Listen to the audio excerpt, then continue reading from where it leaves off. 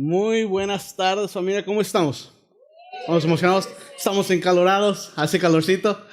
También los que nos están visitando en línea, qué padre que nos están acompañando. Los que nos escuchan en podcast, también bienvenidos. Me presento, mi nombre es Oliver y hoy quiero empezar este mensaje con una historia. Pero me gustaría que tú te seas el protagonista, que pienses que tú estás en esta historia, ¿no? Imagínate que estás en medio del océano Atlántico, que vienes de Europa hacia el Caribe. ¿Ya están ahí? Ahora, no están en un crucero, están en un velero, ¿ok? No, para que no se me pongan cómodos. En un velero, están viajando, naufragando, así se dice, navegando en el mar. Y de repente en una de las noches empieza una tormenta. Sienten el bote que se mueve, ¿sí? De un lado para el otro. Y de la nada, ¡paz!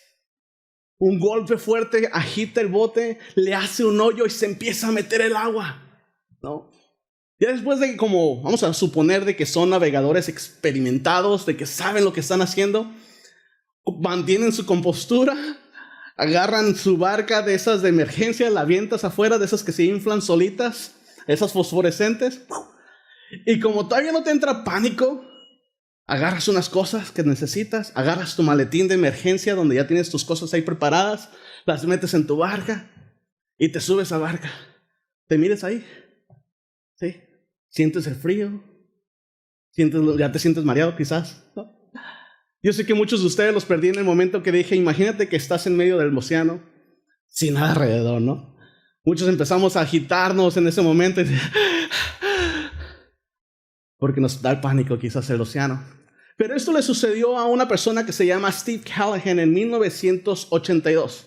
Ese es el hombre que tuvo un accidente en el océano Atlántico, en 1982.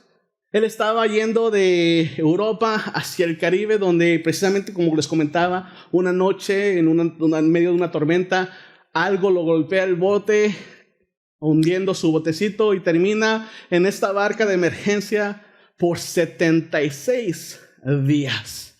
Dices, wow, 76 días, es imposible sobrevivir en medio de nada. Lo importante y lo interesante es de que en su maletín de emergencia él llevaba un alambique solar, creo que así se llama. Es donde básicamente lo pones y crea evaporación para crear agua. Y también tenía un arpón donde pescaba sus pescaditos y comía sushi todos los días, ¿no? Más fresco que eso no se podía hacer. Pero no sé cuántos de ustedes pueden vivir sin internet o sin los lujos. Unos 2 horas, 3 horas. Yo soy de uno de ellos. Híjole, necesito mi internet, ¿no? 76 días en alta mar. 76 días sin tener un baño, por Dios, ¿no? ¿Te lo puedes imaginar? Son 2 meses y medio sin poder tener contacto con la gente. Muchos de nosotros como quisiéramos estar solas en medio de la nada, ¿no? Pero 76 días, creo que nos volveríamos locos. Ahora, lo interesante es de que Steve Callahan tenía muy buen conocimiento, era muy experimentado en navegación. Y había en todas sus cositas que había agarrado como 3 lápices y había hecho un sextante, ¿no? Un sextante viene siendo una herramienta, vamos a decirlo, que ayuda a medir 2 puntos fijos para poder saber más o menos la ubicación en la que te encuentras. Por lo tanto, Steve lo que hacía es, en la noche, en el día, él medía el sol y el horizonte, y en la noche él miraba la estrella polar y el horizonte. Y de esa manera hacía sus notas, sus apuntes, y él se daba cuenta más o menos cuánto tiempo le iba a llevar para llegar a la corriente que lo iba a llevar o empujar a la dirección del Caribe. Y eventualmente llega. Lo rescatan, llega al Caribe, lo rescatan, y fue su conocimiento de estas 2 cosas fijas, de esas 2 realidades fijas, el horizonte y el sol de día y la estrella y el horizonte, que lo ayudaron a navegar sobre este mar y poder sobrevivir. Y hoy quiero mostrarte hoy dos realidades fijas que básicamente todos, ¿sí?, tenemos en común, vamos a decirlo de esa manera. Que cuando podamos nosotros llegar a entender esto, nos va a poder ayudar a navegar por esto que llamamos vida. La primera realidad que todos tenemos es que tenemos una tendencia de resistir el liderazgo de Dios en nuestras vidas. Si están tomando nota, este es uno de sus rellenos. Tenemos esa tendencia de decir, ¿sabes qué? No, Dios, ¿no? Resisto tu liderazgo en mi vida. Y esto la Biblia le llama pecado, ¿no? Precisamente todos hemos sido creados por Dios y para Dios, por si no lo sabías, ¿no? Hemos sido creados o programados, por decirlo de una manera, para aceptar y recibir el amor y caminar con Dios, ¿no? Creados para poder compartir su historia, de redención, su amor, su gracia, lo bueno que es Él, para poder contarle a otras personas que hay una esperanza. Para eso hemos sido creados, ¿no? Sin embargo, hay esta tendencia en nosotros de decirle, ¿sabes qué? No. O cuando nos está llamando, de correr al lado opuesto. De decir, ¿sabes qué? Ahorita no, joven, como dicen, ¿no? ¿Y por qué lo hacemos? Porque queremos hacer las cosas a nuestra propia manera, ¿sí? Aunque no tiene sentido de estar huyendo del creador del universo, de aquel que nos hizo, no hace sentido, lo terminamos haciendo, ¿sí? Lo terminamos haciendo porque pensamos, por alguna razón u otra, que quiero seguir siendo el rey, quiero seguir siendo la reina de mi vida, ¿sí? Quiero seguir teniendo control. Y por lo tanto huimos y corremos del liderazgo de Dios. Ahora, la segunda realidad es de que hay una tendencia en Dios de perseguirnos, ¿sí? Nos persigue para poder interrumpir este comportamiento autodestructivo que tenemos. Eso es el trabajo de Dios, es lo que hace Dios. Y esto se le llama gracia. Un regalo inmerecido, algo que no podemos ganar con dinero ni con acciones. Es algo que simplemente Dios nos da. Que aunque nosotros resistimos a Dios, que aunque tratamos de huir de Dios, Él nos sigue persiguiendo. Él nos sigue persiguiendo. Y no lo hace para poder traer condenación a nuestras vidas o para castigarnos. No, lo hace porque nos ama, porque le interesamos, ¿sí? Y lo podemos ver una y otra vez en la Biblia. Hay personajes en la Biblia donde podemos ver, si los estudiamos, de cómo es que Dios los persigue. Y lo podemos ver en nuestras propias vidas. Yo sé que si nos tomamos un minuto o dos para poder autoanalizar cuántas veces Dios ha interferido o intervenido en nuestras vidas, podemos darnos cuenta que Dios nos ha perseguido. ¿Y por qué lo hace?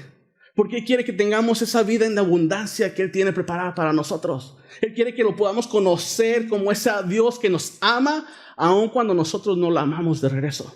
Que conozcamos a ese Dios que nos perdona, aun cuando a veces no lo merecemos. ¿Sí? Y esto se le llama gracia. Esto se le llama gracia. Y estas precisamente son las dos realidades que podemos entender acerca de nuestra existencia. El pecado y la gracia, ¿sí? El correr y el ser perseguidos. Y hoy vamos a estar leyendo en el libro de Jonás. Y precisamente estos son los dos temas principales de esta historia. Y si esta es tu primera vez, primero quiero darte la bienvenida y quiero darte gracias por aceptar nuestra invitación o aceptar la invitación de quien te haya traído. Qué padre que están aquí. Creo que les va a gustar la historia de Jonás. Ahora, si esta es tu segunda, tercera, cuarta vez de casa, qué padre. Creo que de todas maneras vamos a aprender demasiado juntos, ¿sí?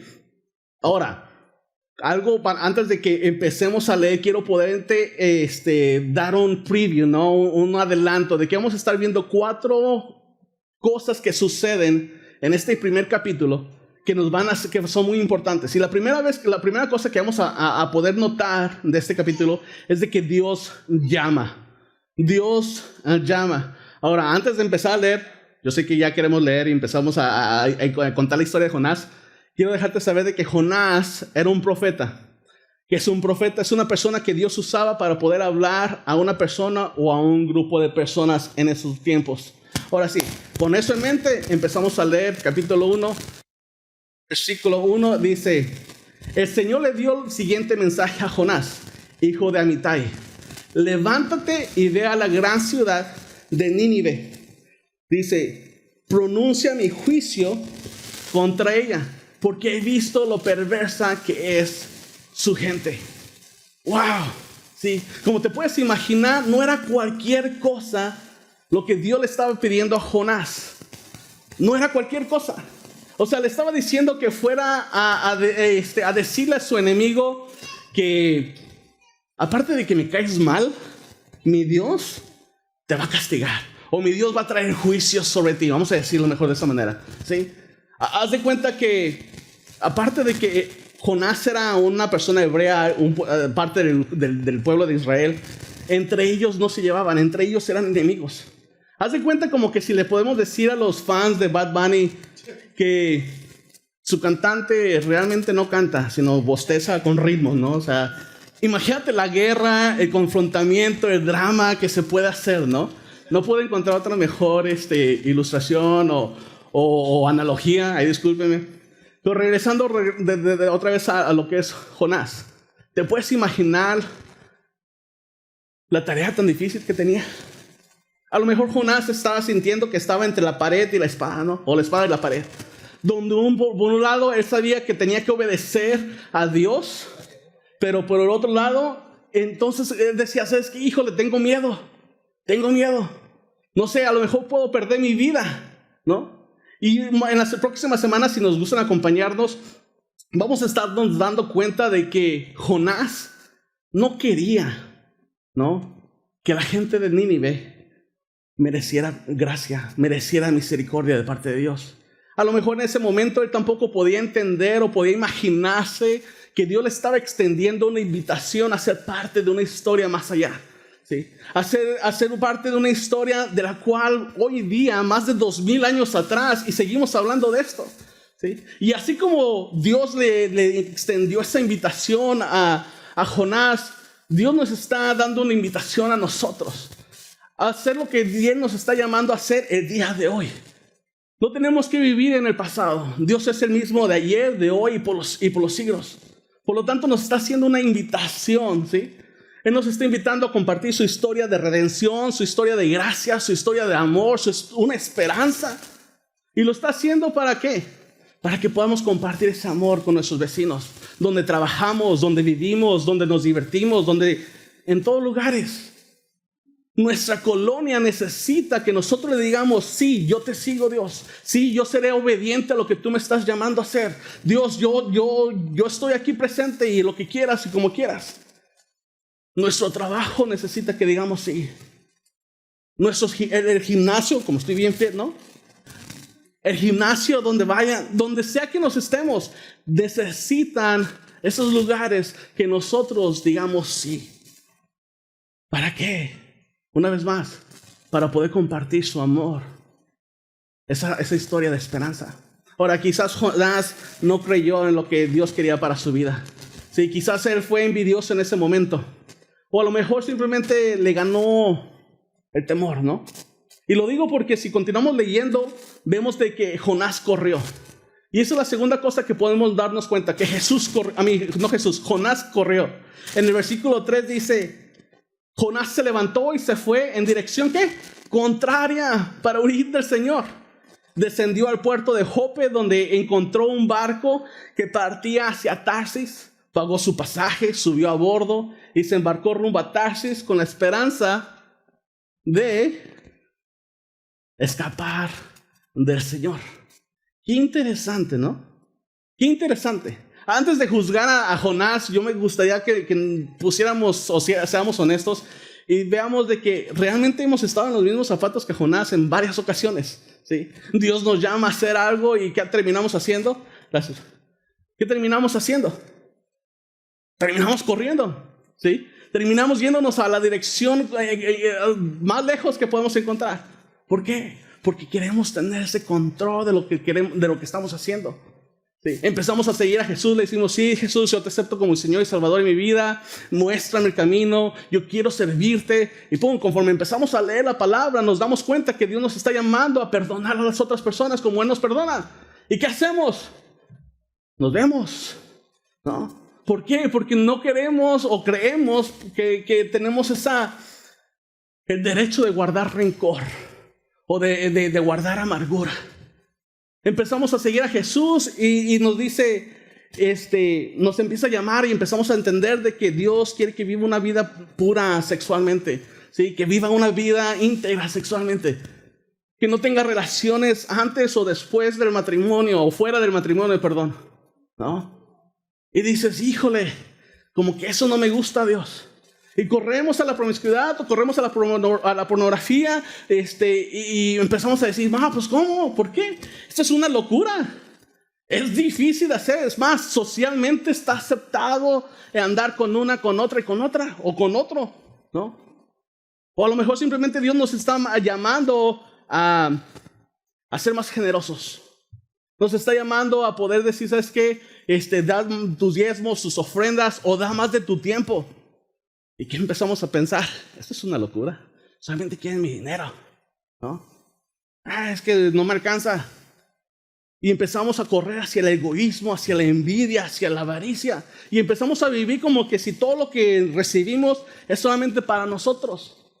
Todos hacemos esto. Todos corremos de Dios. Todos resistimos a Dios. Todos huimos del autor de la vida en algún punto o en otro de la vida, ¿sí? Pensamos, por alguna razón u otra, que vamos a encontrar una mejor vida por nuestra propia cuenta, ¿no? Es más, si somos honestos, me gustaría hacerte una pregunta. ¿En qué área de tu vida tiene la tendencia de huir de Dios y de no confiar en Él? ¿En tu vida sexual? ¿En tus finanzas? ¿En tus relaciones? ¿En qué área? ¿En qué área le estás huyendo a Dios? Créeme, siempre va a haber un barco con dirección hacia Tarsis. Siempre va a haber una razón o un motivo para correr de Dios. Siempre va a existir una persona que te va a ayudar a correr lejos de Dios.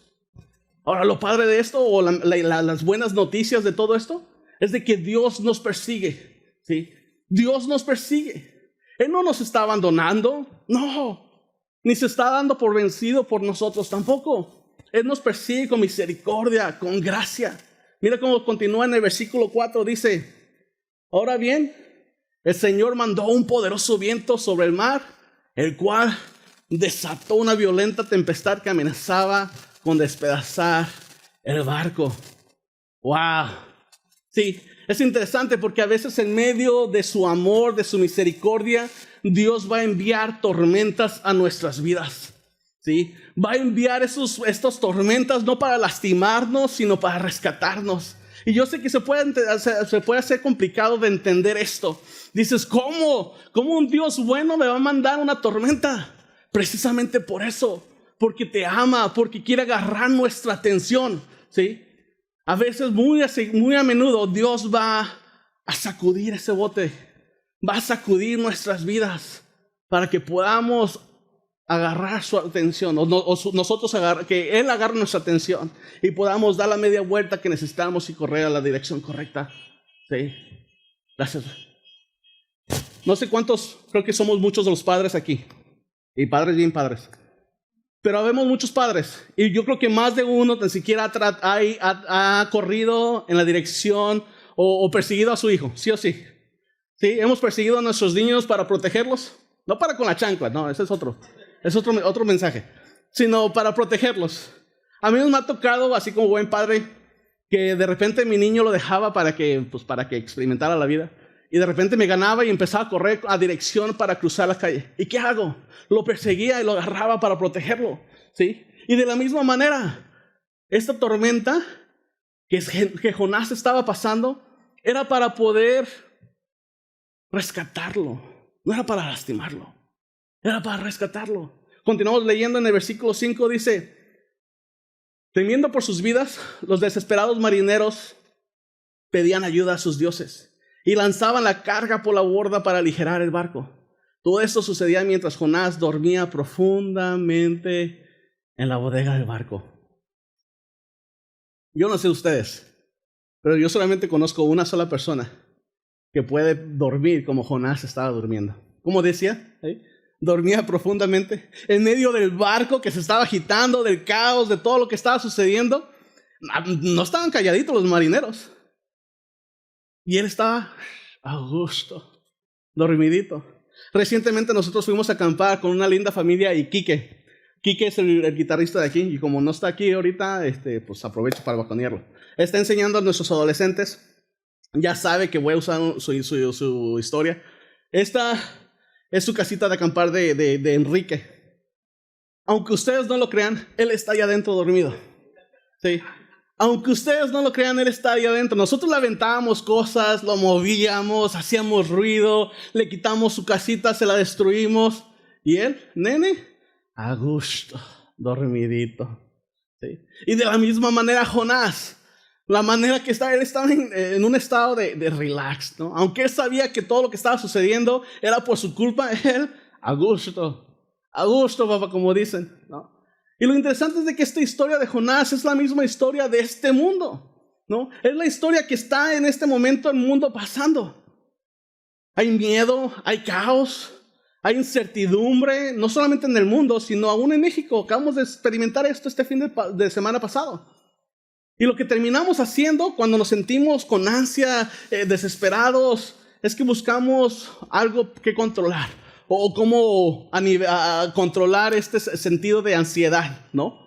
Y corremos hacia quizás al alcohol, corremos hacia las drogas, corremos hacia relaciones íntimas, corremos hacia el exceso de trabajo, a muchos de nosotros, corremos hacia la avaricia. Pero la tormenta sigue soplando. ¿Sí? Sigue el caos. Continúa. Pero lamentablemente es de que nuestro mundo sigue sufriendo mientras muchas iglesias, muchos cristianos, seguimos dormidos. Seguimos ahí a gusto. ¿Sí? Nos escondemos de Dios, de la necesidad, de lo que Dios me está llamando a hacer. Mientras el mundo, que se queme. Es tiempo de levantarnos, es tiempo de despertar. Mira cómo continúa el versículo 6. Dice, así que el capitán bajó a buscarlo. ¿Cómo puedes dormir en medio de esta situación? Le gritó, levántate y ora a tu Dios.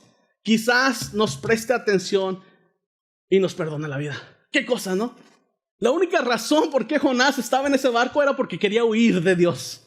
Estaba huyendo de Dios, pero de otra manera, o sea, qué ironía. Qué ironía. Estas personas que ni siquiera creían en su Dios, en el Dios de Jonás, le están diciendo, es que busca a Dios, busca a tu Dios. Y él en su mente, yo estoy en este barco para esconderme y alejarme de Dios. Qué interesante, qué ironía. En versículo 7. Entonces la tripulación echó suertes para ver quién había ofendido a los dioses y causado tan terrible tempestad. Cuando lo hicieron, la suerte señaló a Jonás como el culpable. Así que los marineros le reclamaron, ¿por qué nos has venido esta espantosa tormenta? ¿Quién eres? ¿En qué trabajas? ¿De qué país eres? ¿Cuál es tu nacionalidad? Y mira cómo contesta. Dice, soy hebreo, contestó Jonás, y temo al Señor, Dios del cielo, quien hizo el mar y la tierra. Sí, creo que en este punto Jonás le entró el 20, como dicen, ¿no? Como que entendió que finalmente lo que había hecho era no lo correcto, que esa decisión de huir de Dios no era la mejor decisión que había hecho o que había tomado. Y ahora tiene estos marineros peleando por su vida, por su culpa, por su pecado. Versículo 10. Los marineros se aterraron al escuchar esto. ¿Por qué? Porque Jonás ya les había contado que huía del Señor. Yo no sé a qué horas Jonás les había dicho, ¿sabes qué? Por cierto, me voy a subir al barco, pero vengo huyendo de Dios. No sé si fue mientras comían un snack o cuando se subió al barco o qué ondas, pero ellos ya sabían que él estaba huyendo de Dios. Y a lo mejor lo mandaron o lo categorizaron como el loco, ¿no? Aquel loco que anda huyendo de Dios. Continúa diciendo, ¡ay! ¿Por qué lo hiciste? Gimieron, ¿no?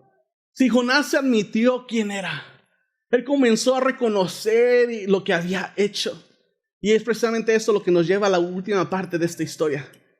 Jonás se rindió. Jonás se rindió. Y es precisamente lo que tenemos que hacer nosotros cuando nos damos cuenta que la hemos regado. ¿Sí? Cuando nosotros nos damos cuenta de que hemos estado corriendo en la dirección opuesta, es en ese momento que tenemos que decir, ¿sabes qué? Me rindo, me arrepiento. En el versículo 11 dice, como la tormenta seguía empeorando, le preguntaron, hey, Jonás, ¿qué debemos hacer contigo para detener esta tempestad? Jonás, bien a gusto, ¿no? Dice, échenme al mar, contestó Jonás, y volverá la calma. Pero chequen dato, ¿qué es lo que dice? Yo sé que soy el único culpable de esta terrible tormenta.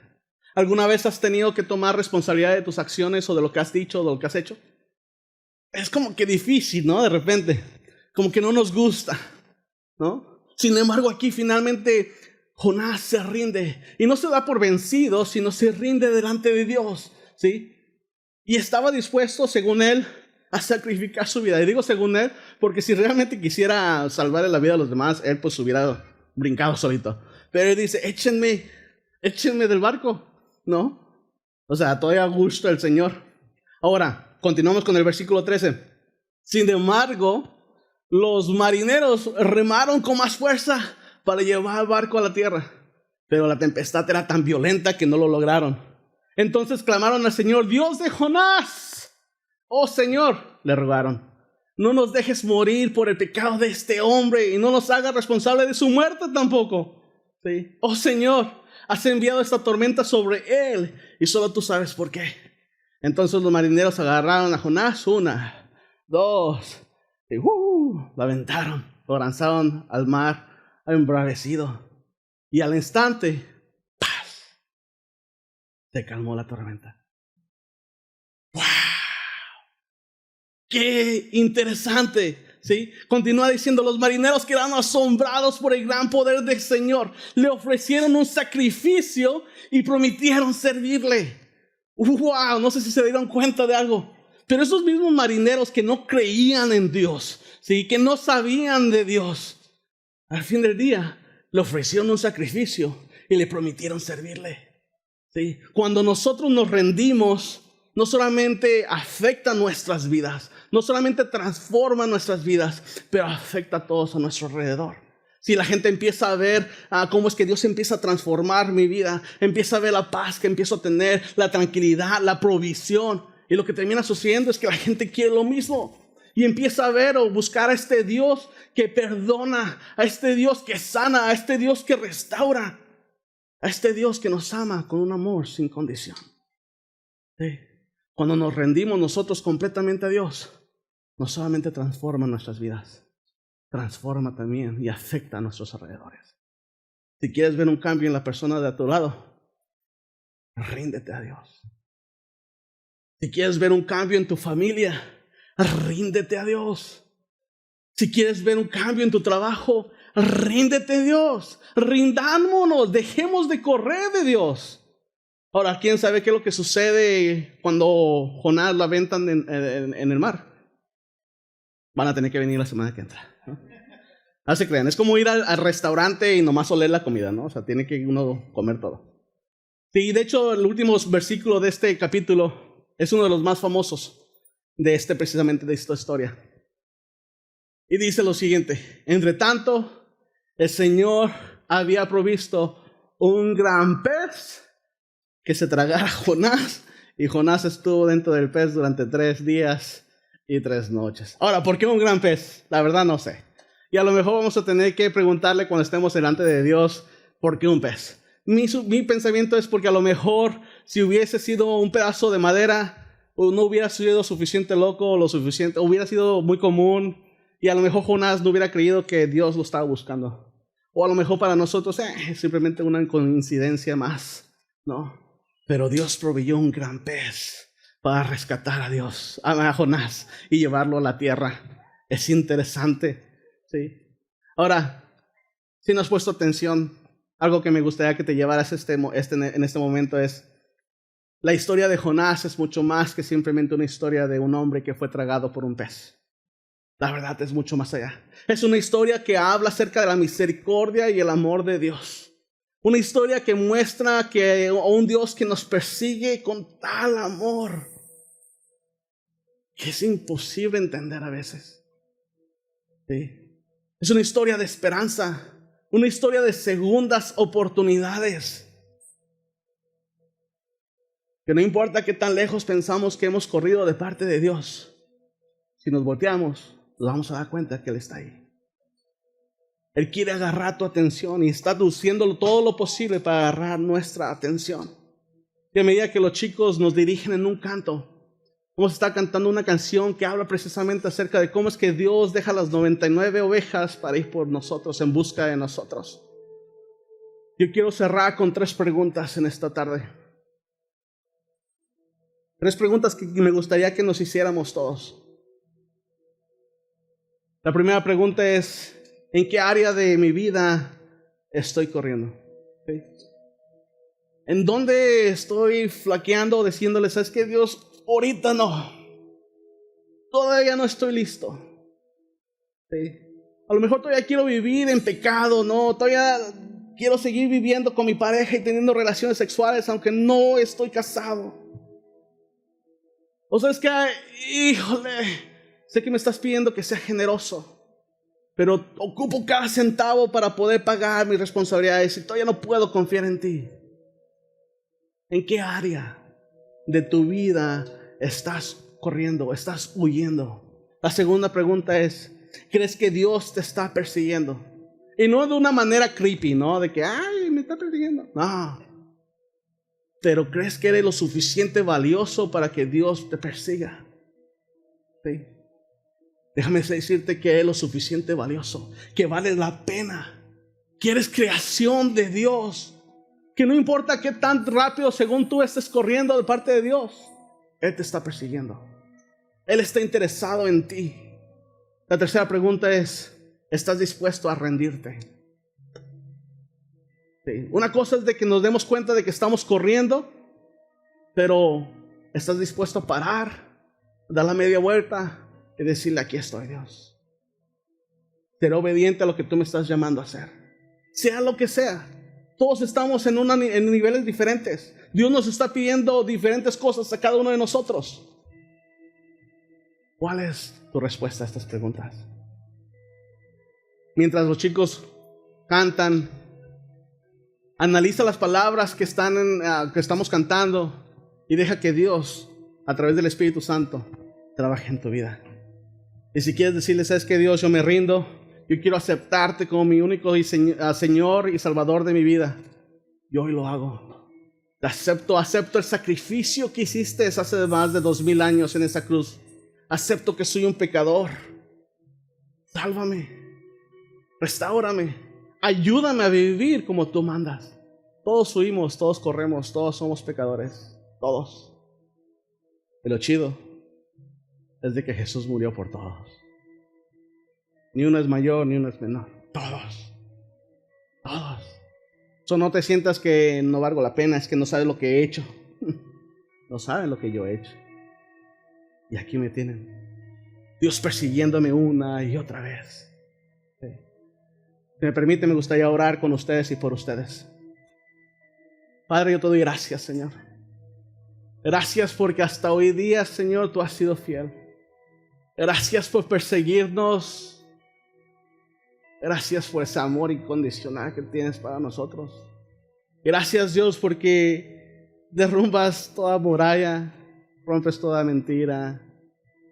Amor a mí, Dios, subes toda montaña, Señor Jesús. Tú no te cansas, tú no te das por vencido, Dios. Gracias por ese amor incondicional, Dios. Gracias. Y hoy te pedimos perdón por tratar de huir, que hemos aprendido que no podemos huir de ti. Pero pedimos perdón, Dios. Y hoy nos rendimos delante de ti. En el nombre de Jesús. Amén.